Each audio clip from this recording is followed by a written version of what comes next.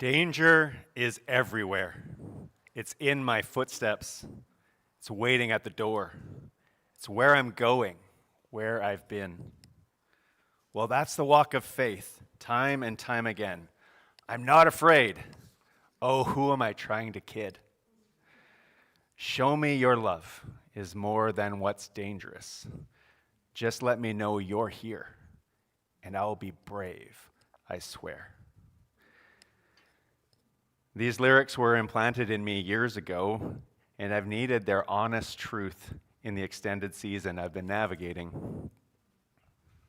As a psychotherapist, I've spent thousands of hours listening to stories of pain and suffering. The majority of those hours have been with those serving in Christian ministry. My clients are well acquainted with fear and danger. For those who have suffered from trauma, it can literally feel like danger is everywhere, like danger is in their footsteps and waiting at the door. I sit with clients as they seek to trust in the midst of their fear. They're afraid but not left alone there. Like King David in Psalm 71:1, they too call out to God, "O Lord, I have come to you for protection. Don't let me be disgraced. Save me, rescue me." Honestly, sometimes I found myself saying, "God, why don't you show up for my clients? I don't think they can handle anything more." And at the same time, in the midst of navigating the darkness with them, together with them, we've been able to identify enough light for their next steps. But I've paid a toll. Straight theology and cognitive belief have not been enough to sustain me. I'm so glad that the truth is ultimately a person.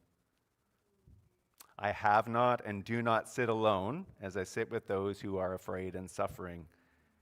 The one who is both our conquering king and our suffering servant is with me. A few years ago, I was traumatized from listening to a client reveal a degree of evil that overwhelmed my soul. As a result, I lost trust in God's goodness. I sought out and received help. In the process, I experienced a host of conflicting thoughts and emotions, but could somehow still trust in God's love, even while doubting his goodness. Trauma kind of messes with us like that.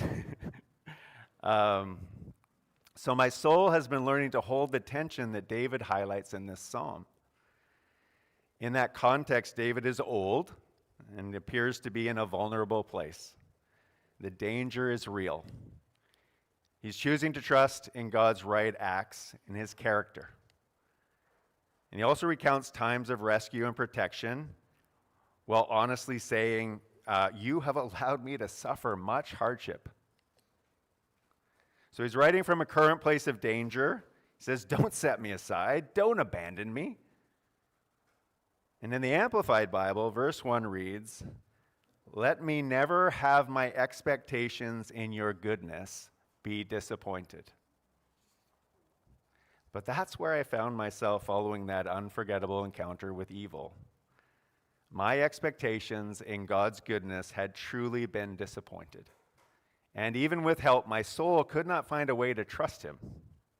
And so part of me felt this disconnection with God. And I was holding on, waiting for a scheduled sabbatical where I could take more time to process and heal. And unfortunately, the dates of that aligned with this thing called COVID and a pandemic. And so my sabbatical arrived, and I spent those days in lockdown with my family doing homeschooling. So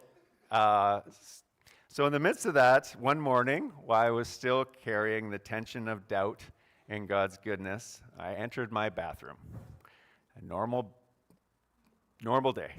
And I cannot explain it, but Jesus met me and my doubt in that place.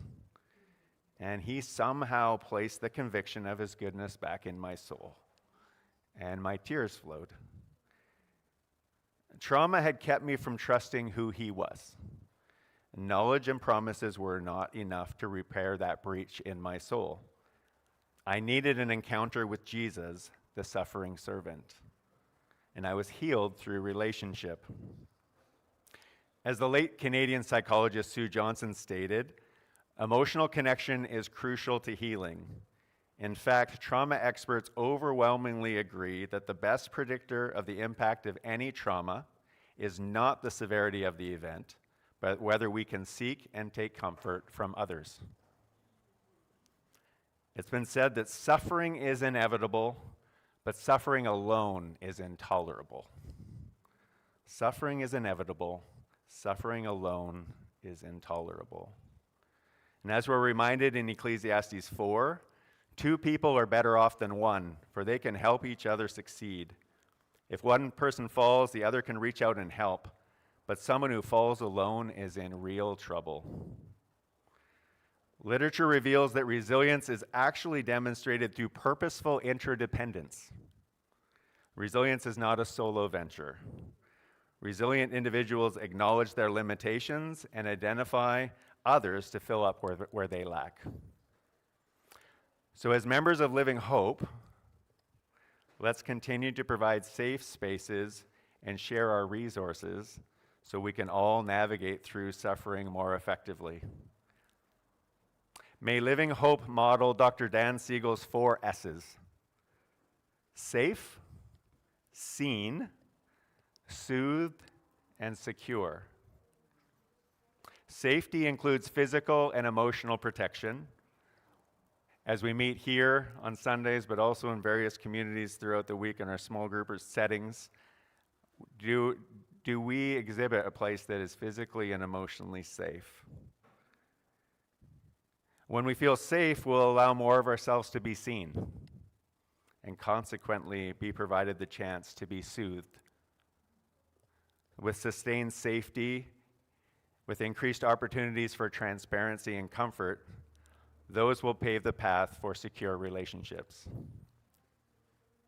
We are made in God's image as relational beings. The Holy Spirit is the comforter in our midst. God is our merciful Father and the source of all comfort. He comforts us all in our troubles so that we can comfort others. Together we can choose to walk with others through pain and suffering, and I know that you are doing that week upon week, month upon month here. And we know it takes a toll.